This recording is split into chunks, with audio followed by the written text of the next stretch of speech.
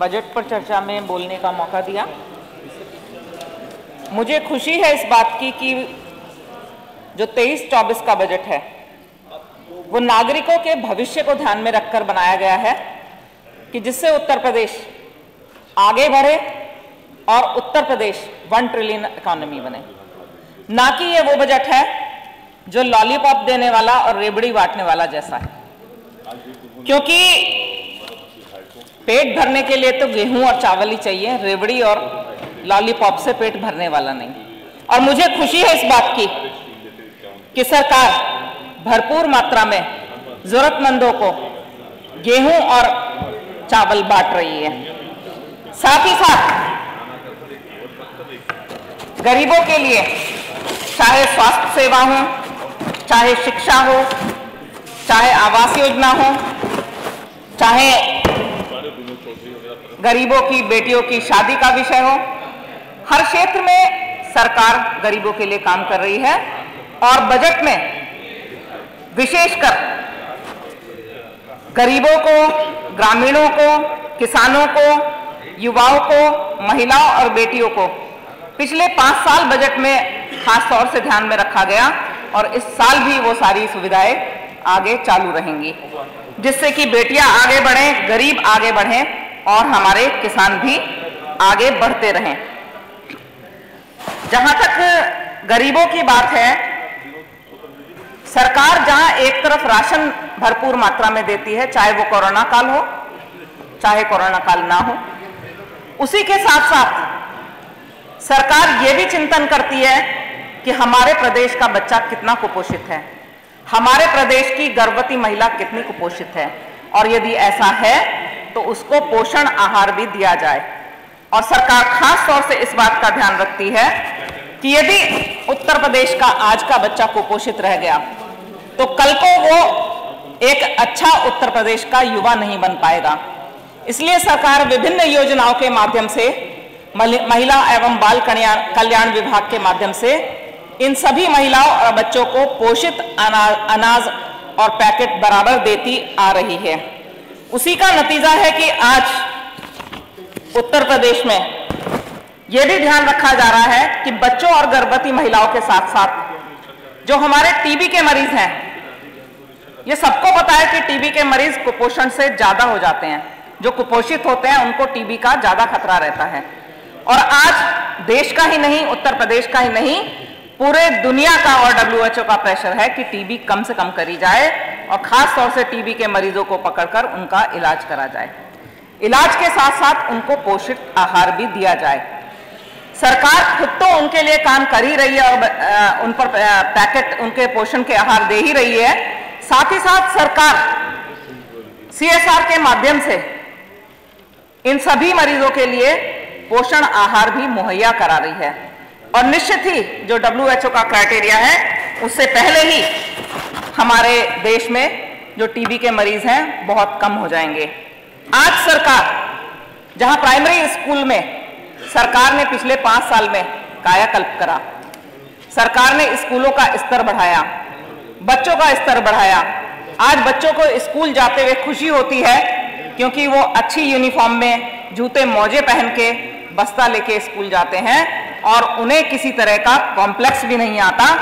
आज बच्चे भी पढ़ रहे हैं और शिक्षक भी उन्हें मन लगाकर प्राइमरी एजुकेशन दे रहे हैं। बड़े बड़े महाविद्यालय, यूनिवर्सिटीज का तभी फायदा है जब हमारे प्राइमरी स्कूल के बच्चे, खासतौर से गांव के बच्चे, अच्छी शिक्षा लेके मुख्य धारा में शामिल हों। मैं सरकार को धन्यवाद देती हूं कि प्राइमरी स्कूल के कायाकल्प से आगे बढ़कर सरकार ने यह भी सोचा कि आज हमारे गांवों में डिजिटल लाइब्रेरीज बनाई जाए और गांवों के स्तर पर, ग्राम पंचायतों के स्तर पर लाइब्रेरीज को बनाया जाए, क्योंकि आज भी लगभग 68% व्यक्ति, परिवार हमारे गांव में ही रहते हैं। और निश्चित ही उन सभी किसानों और गरीबों के बच्चों को भी शिक्षा में आगे बढ़ने का पूरा मौका मिलना चाहिए। सरकार सभी वर्गों के लिए अच्छा सोचती है और खास तौर से खाद्यान्न और शिक्षा के मामले में सरकार निश्चित ही ये चाहती है कि यूपी का हर बच्चा आगे बढ़े। और सरकार ये चाहती है कि चाहे मदरसे स्तर के स्कूल हों, वहां पर भी कंप्यूटर की शिक्षा दी जाए, वहां पर भी गणित पढ़ाया जाए, वहां पर भी अंग्रेजी पढ़ाई जाए, ये सरकार की मंशा है। और हमारा अल्पसंख्यक जो बच्चा है वो भी मुख्य धारा में सभी बच्चों के साथ शामिल हो और उत्तर प्रदेश की प्रगति में आगे बढ़े। आदरणीय अधिष्ठाता जी, मैं स्वयं डॉक्टर हूं तो चिकित्सा के बारे में भी कुछ मैं कहना चाहूंगी। सरकार का विशेष फोकस रहा चिकित्सा और स्वास्थ्य के बारे में, और खास तौर से उत्तर प्रदेश सरकार को किसी से सर्टिफिकेट लेने की जरूरत नहीं है कि उनकी चिकित्सा और स्वास्थ्य की सेवाएं कैसी हैं। यह हमारे उत्तर प्रदेश की 25 करोड़ जनता ने कोरोना में साबित कर दिया कि उत्तर प्रदेश की स्वास्थ्य सेवाएं कितने उच्च स्तर की हैं। और साथ ही साथ उत्तर प्रदेश की जनता ने ही नहीं, हिंदुस्तान की जनता ने ही नहीं, विश्व में भी सराहा है कि उत्तर प्रदेश का कोरोना मॉडल कितना अच्छा था, जिसके कारण ये 25 करोड़ की आबादी में मृत्यु दर भी बहुत कम रहे और घर घर तक दवाइयां भी पहुंचाई गई, चाहे वो हमारे हेल्थ वर्कर्स, हेल्थ डॉक्टर्स के माध्यम से गई हो, चाहे एएनएम और आंगनवाड़ी कार्यकर्ताओं के माध्यम से गई हों। और आज मैं धन्यवाद देती हूं उन सभी हेल्थ वर्कर्स को, एएनएम, आशा, आंगनवाड़ी कार्यकर्ताओं को, कि वो आज भी गांव में जाकर बच्चों को टीकाकरण कर रहे हैं। बच्चों की जो बेसिक उनकी परेशानियां हैं, जो गर्भवती महिलाएं हैं, उनका पूरा चेकअप भी करते हैं और उन्हें प्रोत्साहित भी करते हैं कि वो हॉस्पिटल में डिलीवरी कराएं।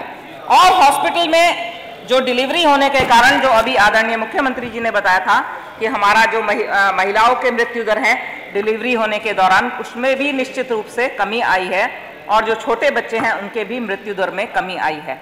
किसी भी जगह का, चाहे देश हो चाहे प्रदेश हो, अगर हमें वहां का हेल्थ सिस्टम देखना है कितना अच्छा काम करता है, तो ये दो मानक हैं कि कितनी माताएं और कितने बच्चों की मृत्यु हुई। तो निश्चित ही उत्तर प्रदेश बहुत आगे बढ़ रहा है। और खास तौर से मैं तो सरकार से ये भी कहूंगी कि सरकार ने हर जिले में एक मेडिकल कॉलेज खोलने का, जो हमारे काफी कुछ खुल भी गए हैं और 14 अभी खुलने भी बाकी हैं। यूपी में पर्यटन के साथ साथ मेरा निवेदन है सरकार से कि मेडिकल टूरिज्म, जो बहुत सारे हमारे आसपास के देश हैं जो इलाज कराना चाहते हैं, और बहुत सारी बीमारियां ऐसी नहीं होती कि तुरंत ही इलाज चाहिए, हर्निया है और बहुत सारी ऐसी बीमारियां हैं ऑपरेशन की, तो क्यों ना उत्तर प्रदेश की सरकार मेडिकल टूरिज्म को भी बढ़ावा दे, जिससे देश में सीधे, अपने उत्तर प्रदेश में सीधे विदेशी करेंसी आएगी। और साथ ही साथ, बस शॉर्ट में कह रही हूं मैं आदरणीय अधिष्ठाता जी, व्यापार बहुत जरूरी है और समिट भी बहुत जरूरी है। हमारा देश कभी सोने की चिड़िया हुआ करता था। हमारा देश सोने की चिड़िया तब था जब हमारे किसान भी व्यापार करते थे। आदरणीय मुख्यमंत्री जी की भी ये मंशा है कि आज किसान भी व्यापार करे, आम गांव वाला भी व्यापार करे, चाहे वो छोटा उद्योग लगाए अपने गांव में एमएसएमई का, चाहे बड़ा उद्योग लगाए, उसके लिए सरकार भरपूर सहयोग कर रही है। मैं धन्यवाद देती हूँ सरकार को। बस 1 मिनट लूंगी सर, कि आरआईटीसी जो मेरे मोदी नगर से जाता है उसके लिए 1308 करोड़ रुपए दिया। साथ ही साथ गंगा एक्सप्रेसवे, हम मेरठ मंडल के लोग बहुत खुश हैं कि गंगा एक्सप्रेसवे बनने से हमारे आधा घंटा और बच जाएगा। साथ ही साथ मेरा निवेदन है बस एक मोदी नगर के लिए, कि जो हमारी इंडस्ट्री के लिए लैंड दिए गए थे, आज इंडस्ट्रियल समिट में गाजियाबाद में बहुत व्यापार आया है, तो जो जमीनें सरकार ने उद्योग के लिए दी थी वो नए रूप से नए व्यापारियों को उद्योग के लिए दे दी जाए। साथ ही मोदी नगर में एक इंटर कॉलेज और एक आईटीआई कॉलेज के लिए मैं सिफारिश करूंगा। बहुत बहुत धन्यवाद।